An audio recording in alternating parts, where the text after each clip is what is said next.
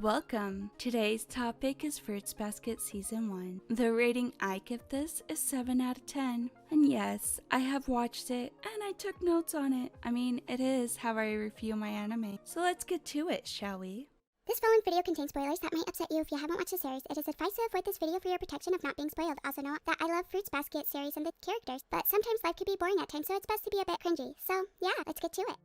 Once upon a time, there was a god that was throwing a banquet for all the animals, and the god told them to be there the next day and to not be late for the banquet. The rat told the cat that the banquet was the day after tomorrow because it's a mischievous rat. So the next day, the rat decided to be first in line to show his love to God. But I'm pretty sure all the other animals are there for the same reason. The animals all had a great time with God, but the cat didn't come. And so he was known as an outcast. And since then, always dreamed of a banquet that will never come. And it's all thanks to the mischievous rat. This is a story that's been told many times, and to one in particular, Tohru, a 15 or 16-year-old girl who lives in a tent. I know, just hear me out. She wasn't abandoned, okay? She's an orphan girl who lost both her parents, and now lives in a tent. And she does have family members. They just We just don't talk about them. We only talk about her grandpa. And he's right now renovating a house so that she can have a place to live in. Her grandpa didn't tell her to live in a tent, but to stay over at her friend's house. Does Tohru have friends? Yes, of course. Does she go over to her friend's house? No, because she doesn't want to be a burden. Is she an airhead? Well, considering the fact that she lives in a tent in the woods where she might be in danger, I would have to say yes. Yeah, she is. Am I an airhead? Let's move on, shall we? One day, she decides to walk around the woods and stumbles upon a house. Sorry, not this one. I meant this house. And is drawn in by the cute mini Zodiac set. She met the painter Shigure, who made the Zodiac set, and she notes that he does not have the cat, which made her very, very sad. I'm glad she's not in danger. Because, you know, a house in the middle of the woods, it's screaming danger to me. But it's a nice house, so I guess it should be fine, right? Anyways, as this conversation goes on, Yuki comes out of the house and happens to be a classmate of Tohru's. And the Prince Charming of the school. Well, according to the fangirls. So glad Tohru has some amazing friends that will protect her from those crazy fangirls. Utani.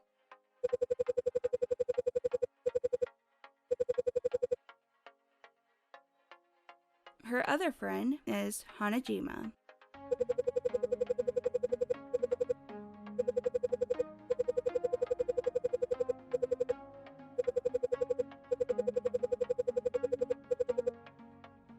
After school, Tohru goes to work, and after work, she goes back to her tent, only to be spotted by the stranger danger.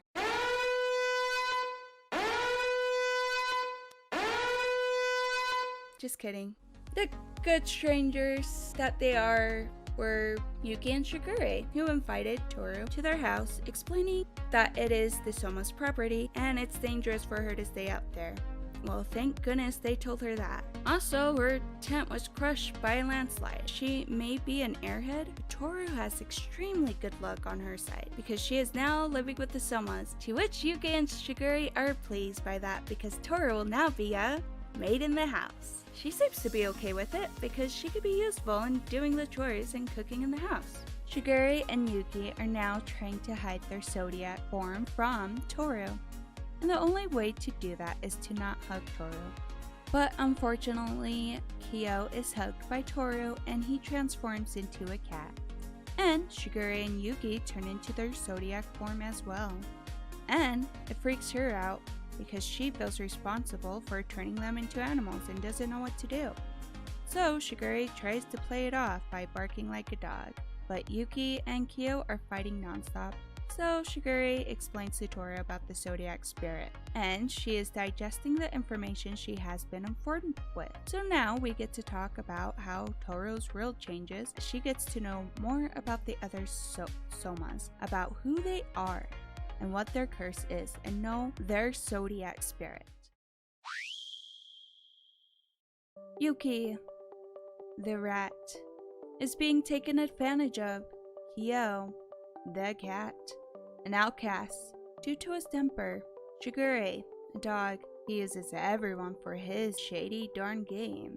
Kagura, a boar, who loves violence toward her love interest. Momiji, a rabbit, extremely bubbly, cheerful person that can always put a smile on your face. But be careful, he may give you a surprise kiss attack. Hattori, dragon, or really a seahorse. The doctor can't be loved. It freaking hurts, man. Just watching this scene. Hatsuharu, cow, who's in love with the rat. Hisa, tiger, freaking adorable. Can't understand why people would bully a sweet girl. Hiro, a sheep, only innocent towards the tiger. Ayame, snake, a very sneaky prince. Ritsu, a monkey, doesn't have enough screen time. Not cool. The other zodiacs, and I mean like 2 more zodiacs, will be talked about later. Now we get deeper into the story of the curse. The only way they can transform is when they are hugged by the opposite sex. But that is not the reason why they are cursed. Their curse is due to their tragic past, and Akito is involved in all of this because he is the head of the Soma, and he's always there to mess everything up for them. I'm guessing he's not a happy man. I mean, he did call Tohru ugly, which I have to say is not very nice of him to say at all. Oh, I guess I should mention Kyo's form is a curse, a monster, because everyone is scared of his true form. Luckily, Tohru is there to heal Kyo's wounds, and everyone else's as well. And now they have their growth in their characters, all thanks to Tohru's loving words and action. It's a wholesome series, and some of these characters I feel like we can relate to. Obviously not the transformation of being an animal, but the problems we may be facing today that holds us back from not being able to move forward. For instance, in Tohru's past, she was included in the FruitsBasket game at school, but it was a way of bullying her as an onigiri is not a fruit. Tohru had a hard time fitting in, but eventually created her own fruit basket where she fit in, which is obviously with the Somas. I guess what I'm trying to say is FruitsBasket is just one of those series that makes you want to be a better person, be in a better place. You can create your own FruitsBasket of fitting in and adding those people in your FruitsBasket. I guess it was a bit cringy, but I hope you enjoyed it nonetheless. Just know I think you're all amazing for putting up with my cringy reviews. I love you all. Have a great day and create your own FruitsBasket.